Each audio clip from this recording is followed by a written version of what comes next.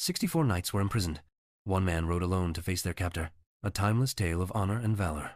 In the early days of King Arthur's reign, when his rule was newly established and his crown secured by both wisdom and steel, Britain knew a rare age of triumph. Through force of arms, Arthur won great victories. Through justice, he won the loyalty of men.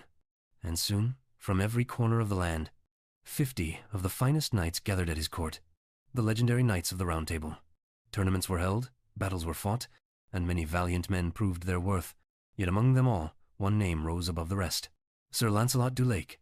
In strength, in skill, and in honor, no knight surpassed him.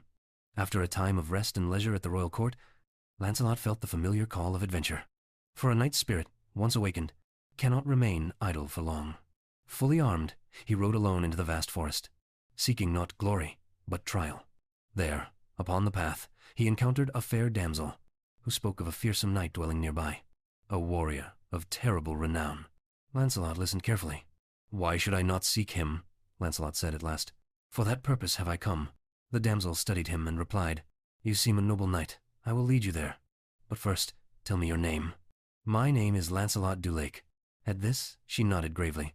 "There lives a knight," she said, "who has never been defeated. He holds 64 knights in prison, all of them of King Arthur's Round Table." She led Lancelot to a river's edge, where a tree stood bearing a copper basin, hung with the shields of fallen knights. Lancelot struck the basin with such force that it shattered at once. The sound echoed through the forest. Hearing it, the knight Tarquin emerged, driving before him a horse upon which lay a knight bound in chains. "Sir Knight," Lancelot called, "bring that prisoner here, and let him rest. Then you and I shall test our strength, for you have brought shame and cruelty upon the Knights of the Round Table." Tarquin answered with scorn, "If you are of that table, then I defy you and all your fellowship." "That is too much," Lancelot replied calmly. "Defend yourself." They spurred their horses forward, their lances couched low. The clash was like thunder.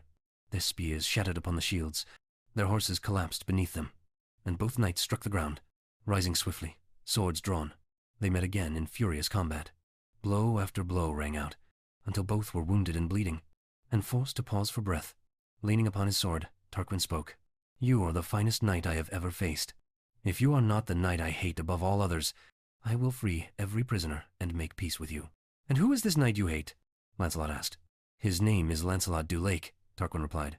"He slew my brother. I would give anything to face him." Lancelot's voice was steady as he answered, "Your wish is granted, though you did not know it.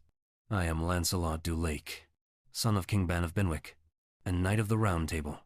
Now do your worst." Tarquin laughed darkly. "Then one of us shall not leave this place alive." They charged once more, like two wild beasts locked in mortal struggle. Swords flashed, shields clashed, and the ground was soaked with blood. At last, Tarquin faltered. His strength failed. His guard dropped. Lancelot saw the moment. He struck him down, tore away his helm, and with a single decisive blow, ended the fight. Then Sir Lancelot freed the 64 imprisoned knights, restoring honor where shame had ruled, and thus his name endured, not merely as a warrior of unmatched skill, but as a knight who fought for justice, courage, and mercy.